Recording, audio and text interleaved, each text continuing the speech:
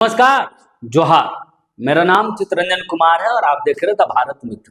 BJP के कद्दावर नेता, राज्य के नेता प्रतिपक्ष, महत्वपूर्ण संवैधानिक पद होता है नेता प्रतिपक्ष का, और बीजेपी के बड़े नेता, इन्हीं के चेहरे पर भारतीय जनता पार्टी ने जो है झारखंड में लोकसभा और विधानसभा का भी चुनाव लड़ा। वो चेहरा, वो नाम है बाबूलाल मरांडी। 2 दिनों में लगातार उनका 2 ट्वीट आए और दोनों ट्वीट जो है भ्रष्टाचार को लेकर और पूरा आरोप मुख्यमंत्री हेमंत सोरेन को लेकर, शराब घोटाले को लेकर ये है।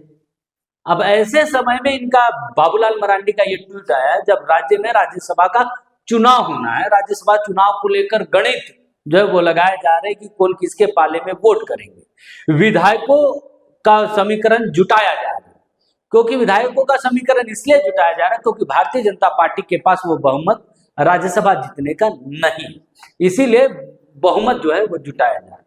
वहीं इंडिया गठबंधन यानी कि जेएमएम, कांग्रेस, आरजेडी वाली जो गठबंधन, उनके पास बहुमत है लेकिन उसमें बिखराव, और इसका फायदा पूरा भारतीय जनता पार्टी लेना चाहती है। अब आप सोच रहे होंगे राज्यसभा चुनाव, भ्रष्टाचार का आरोप, इन दोनों के बीच संबंध क्या है? तो संबंध है।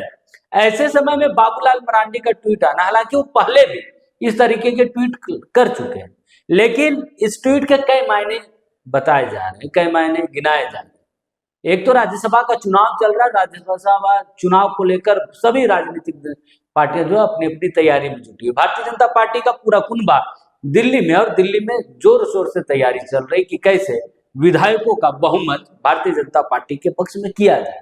इसको लेकर रणनीति चल रही है। देश के शीर्ष नेता जो है बीजेपी के, वो इसका रणनीति बना रहे। तो इस बीच बाबूलाल मरांडी का यह ट्वीट आना, बीजेपी के राष्ट्रीय अध्यक्ष नितिन नवीन झारखंड दौरा, उनका 2 दिवसीय झारखंड दौरा 6 और 7 तारीख को झारखंड में रहेंगे, और 8 तारीख तक जो है राज्यसभा के नॉमिनेशन की अंतिम तिथि 8 जून, यानी कि 1 दिन पहले, उनके जाने के 1 दिन बाद तक नॉमिनेशन प्रक्रिया शुरू रहेगी।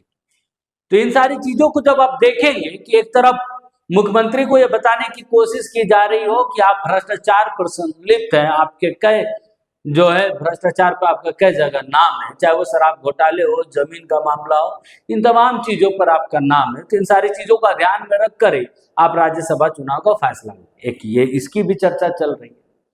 तो देखिए, क्योंकि नेता प्रतिपक्ष है, संवैधानिक पद है, बाबूलाल मरांडी राज्य के प्रथम मुख्यमंत्री है, तो उनकी बातों को लोग गंभीरता से लेते हैं। तो ऐसे समय में उनका ट्वीट आया तो इसके कई कयास लगाए जा रहे, कई मायने निकाले जा रहे कि ऐसे समय में जब राज्यसभा का चुनाव हो, बीजेपी के राष्ट्रीय अध्यक्ष भी आने वाले, राज्यसभा चुनाव की तैयारियों को लेकर पार्टी के नेता कार्यकर्ताओं में, राष्ट्रीय नेतृत्व को लेकर, राष्ट्रीय अध्यक्ष को लेकर अलग जोश में है। तो ऐसे में इनका यह ट्वीट आना कहीं ना कहीं राज्यसभा की सरगर्मी बढ़ा दी कि राज्यसभा में कुछ तो बड़ा खेला झारखंड में होने वाला। क्या वाकई बीजेपी जो जादुई आंकड़ा है, जो बहुमत का आंकड़ा है, वो प्राप्त कर पाएगी? और इसके लिए जो दिल्ली में रणनीति बन रही है, दिल्ली की रणनीति झारखंड के ग्राउंड जीरो पर वो लागू होगी और सफल हो जाएगी? कई सवाल है। और कहीं ऐसा तो नहीं कि ये सारे जो ट्वीट आ रहे हैं उसी की ओर इशारा करते हैं कि बहुमत के करीब ही जाएगी, क्योंकि मुख्यमंत्री हेमंत सोरेन के पास दूसरा कोई विकल्प नहीं। ऐसा इसलिए मैं कह रहा हूं कि दूसरा कोई विकल्प नहीं, बल्कि मैं नहीं, इससे पहले, मेरे से पहले गोड्डा के सांसद निशिकांत दुबे ने भी इस बात का जिक्र किया है कि सूबे के मुख्यमंत्री हेमंत सोरेन के पास दूसरा कोई विकल्प नहीं है। उनके पास सिर्फ एक मात्र विकल्प है, भारतीय जनता पार्टी के साथ आकर सरकार चलाना, और दूसरा विकल्प रहेगा, दूसरा रास्ता जेल की सलाखें। तो 2 विकल्प है जो जिसका इशारा खुद कुछ वक्त पहले, कुछ समय पहले गोड्डा के सांसद निशिकांत दुबे ने किया था। तो इस बार उसके बाद इस तरीके का ट्वीट आना, राज्यसभा चुनाव के वक्त ऐसे आना, और इससे पहले बीजेपी के तरफ से लगातार ये कयास लगाना, ये आरोप लगाना कि जो है लालू प्रसाद यादव की राह पर मुख्यमंत्री हेमंत सोरेन चल रहे हैं। खुद प्रेस कॉन्फ्रेंस करके भारतीय जनता पार्टी ने आरोप लगाया था कि हेमंत सोरेन को जो है ट्रेजरी घोटाले की जांच में तेजी लानी चाहिए। कहीं ऐसा ना हो कि वो लालू यादव की तरफ वो भी इस जाल में फंस जाए।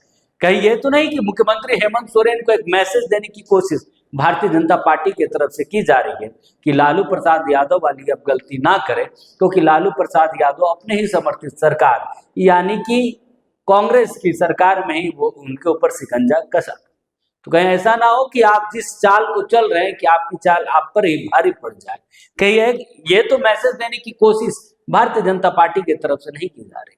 बहरहाल ये सारे गणित जोड़ घटाव जो है वो राज्यसभा चुनाव को लेकर बहुत अहम है, और इसीलिए इन सारी चीजों को राज्यसभा चुनाव से भी जोड़कर देखा जाने लगा है कि क्या वाकई एक मुख्यमंत्री हेमंत सोरेन को एक मैसेज, एक संदेश देने की कोशिश भारतीय जनता पार्टी की तरफ से की जा रही है।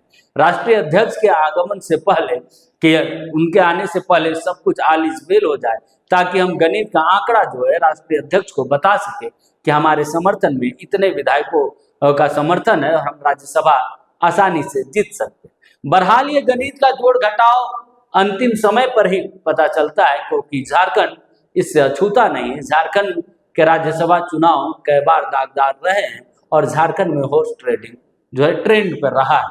तो ऐसे में इस बार देखना होगा कि वाकई में झारखंड में एक बार फिर हॉर्स ट्रेडिंग ट्रेंड करता है, या फिर वाकई में जो समीकरण बने हैं उन समीकरणों पर ही जीत हार का फैसला होता है। नमस्कार, जोहार।